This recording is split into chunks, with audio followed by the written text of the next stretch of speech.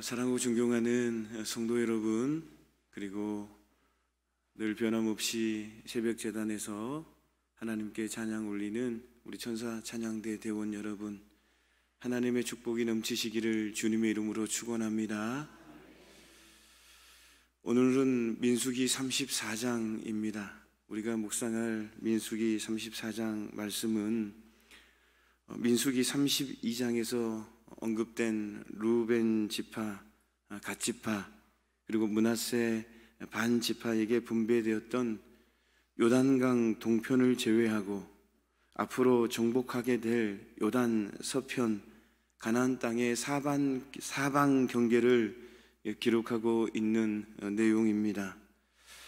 좀 더 구체적으로 살펴보면 이스라엘이 차지할 가나안 땅은 남쪽으로는 여매 끝에서 지중해에 이르는 신광야, 서쪽으로는 지중해, 북쪽으로는 지중해에서 호르산을 거쳐 하살 에넬에 이르는 산지, 동쪽으로는 하살 에넬에서 사이에 이르는 요단강을 경계로 하고 있습니다. 이것은 남북으로는 약 250km, 동서로는 약 100km 정도 되는 그러한 면적의 경계입니다. 오늘 가나안 땅의 사방 경계의 말씀을 통하여 우리가 묵상해 볼 수 있는 것은 참된 축복은 하나님을 소유하는 것이다 라는 것입니다. 참된 축복은 하나님을 소유하는 것이다. 예수님을 소유하고 성령님을 소유하고 삼위일체 하나님을 소유하는 것이 진정한 참된 축복이다 라는 것입니다. 본문에서 하나님이 이스라엘 백성들에게 주신 가나안 땅은 조금 전에 말씀드린 대로 남북으로는 약 250km, 동서로는 약 100km 정도 되는 그러한 면적입니다. 가나안 땅은 이스라엘의 인구에 비한다면 협소했습니다. 뿐만 아니라 예나 지금이나 가나안 지역은 사막이 많아서 포도나무와 같은 몇 종의 과실수를 재배하기에는 적합하지만 그 외에는 농사 짓기에 적합하지 않은 땅이 바로 가나안 땅입니다. 일교차가 커서 낮에는 뜨겁고 또 밤에는 추워서 거주하기에도 좋은 조건은 아니었습니다. 객관적인 기준으로 본다면 가나안 땅은 적과 꿀이 흐르는 땅이 아니라 오히려 척박한 땅이라고 할 수가 있는 것입니다. 그럼에도 불구하고 출애굽기 3장 8절 말씀 그리고 17절 말씀을 보면 하나님은 그곳을 적과 꿀이 흐르는 축복의 땅이라고 말씀하셨습니다. 그 이유가 무엇입니까? 그것은 단 한 가지 이유 때문이었습니다. 비록 가나안 땅에는 물도 풍족하지 못하고 그리고 기름진 땅도 부족하였지만 하나님께서 그곳에 계시기 때문입니다. 하나님께서 그곳에 계시기 때문에 적과 꿀이 흐르는 축복의 땅이다라는 것입니다. 하나님께서 그곳에 계시며 이스라엘 백성들을 돌보시기 때문에 축복의 땅이 되었다라는 것입니다. 그래서 비가 자주 오지는 않지만 하나님께서 곡식을 파종할 때와 열매가 익을 때를 맞추어서 늦은 비와 이른 비를 내리셨습니다. 때에 따라서 가장 적절하게 하나님께서 주셨다라는 것입니다. 낮의 해와 밤의 달이 이스라엘 백성들을 상하지 못하게 하셨다라는 거예요. 또한 백성들의 짐승들이, 이스라엘 백성들의 짐승들이 나쁜 짐승들에게 해를 입지 않도록 하나님께서 도와주셨다라는 것입니다. 그리고 지켜주셨다라는 거예요.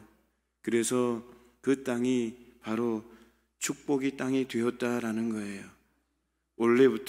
본래부터 기름지고 축복된 땅이 아니라 그곳에서 하나님께서 계셔서 이스라엘 백성들을 지켜주시고 인도해 주시고 보호해 주시고 필요할 때마다 부어주시고 채워주셔서 가나안 땅이 젖과 꿀이 흐르는 축복의 땅으로 변화되었다라는 그러한 말씀입니다. 성도 여러분, 이것이 바로 이것입니다.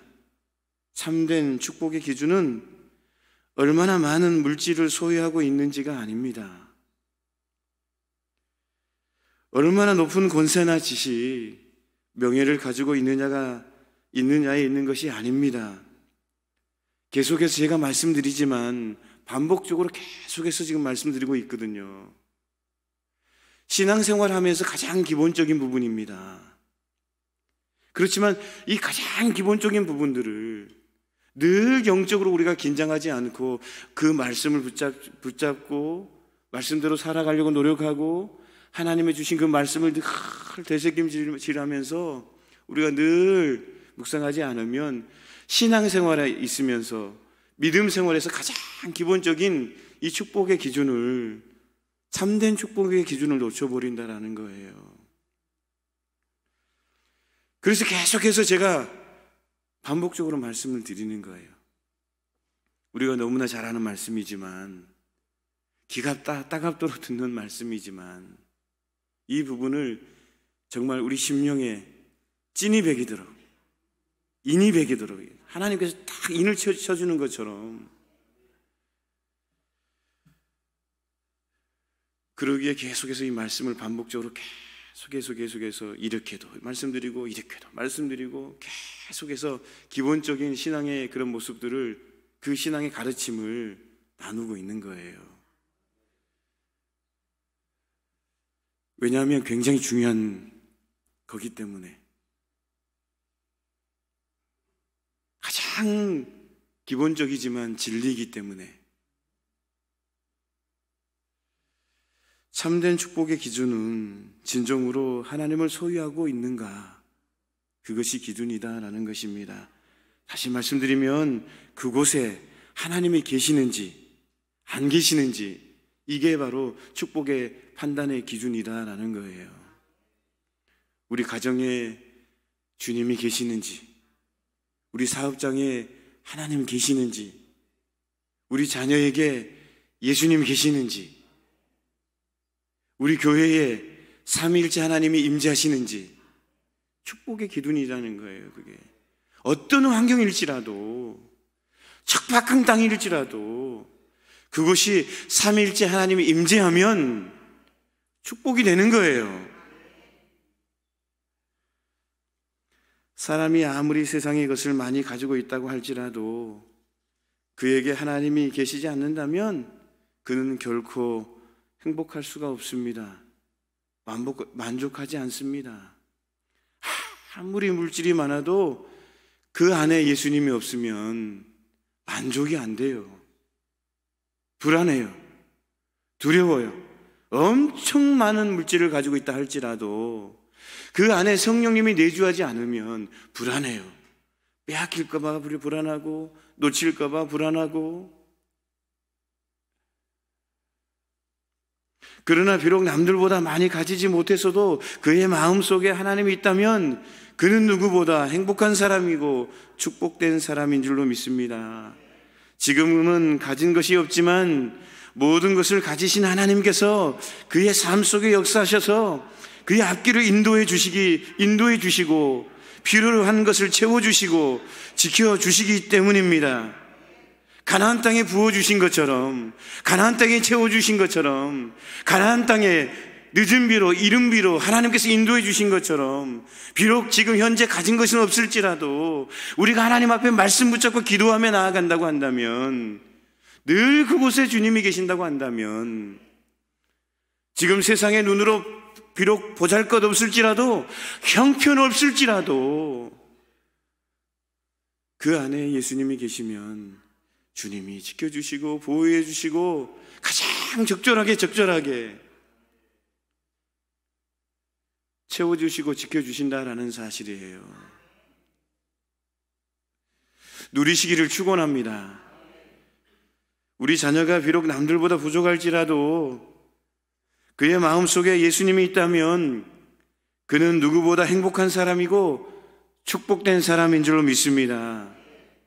지금은 연약하고 부족할지라도 모든 것을 가지신 하나님께서 그의 삶 속에서 역사하여서 그의 앞길을 인도해 주시고 필요한 것을 채워주시고 지켜주시기 때문인 줄로 믿습니다. 그런 사실로 지금 우리는 진정으로 축복된 사람입니까? 아니면 불행한 사람입니까? 사순절 기간에 다시 한번 내 자신의 모습을 체킹해 보았으면 좋겠습니다. 내가 정말 누리고 있는지, 내가 정말 누리고 있는지, 불안한 속에서 두려움 속에 살아가고 있는지, 아니면 정말 내 안에 계신 예수님과 함께 동행하면서 평안함을 누리고 있는지,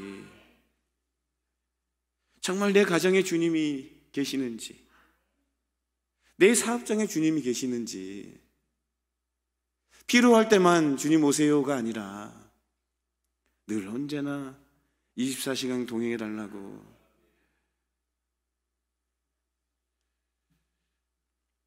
예전에 싸이월드라는 그런 게 있었어요. 인터넷이 처음이 생기고 막 그럴 때. 어르신들 잘 모르시죠? 알아요? 네, 감사합니다. 제 싸이월드 처음에 딱 이미지 글기가 성령님 24시간 동행해 주세요 라는 거였어요.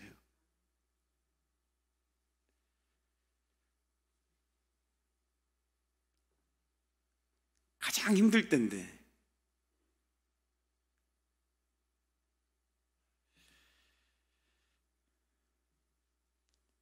성령님이 함께 하시면 24시간 동행하면 놀라운 축복이 있을 줄로 믿습니다. 사순절 기간에 우리가 한번 신앙을 점검해 보았으면 좋겠습니다. 사랑하는 성도 여러분, 진정한 축복이란 없어지는 허무한 것들이 아니라 영원하신 하나님을 소유하시는 것입니다. 삼위일체 하나님을 소유하는 그러한 축복을 누리시기를 주님의 이름으로 축원합니다. 그러므로 말미암아 하나님께서 약속하신 진짜 축복, 참된 축복, 평생토록 누리시기를 주님의 이름으로 축원합니다. 기도하겠습니다. 하나님 아버지, 하나님께서 약속하신 참된 축복을 누릴 수 있도록 은혜를 다리워 주옵소서. 사순절 기간에 다시 한번 나의 신앙의 모습을 체킹해 봅니다. 주님 인도하여 주시어서 부족한 부분이 있다고 한다면 깨닫게 하시고 결단케 하시고, 그리고 그러므로 말미암아 누리게 하옵소서. 예수님의 이름으로 기도하옵나이다. 아멘.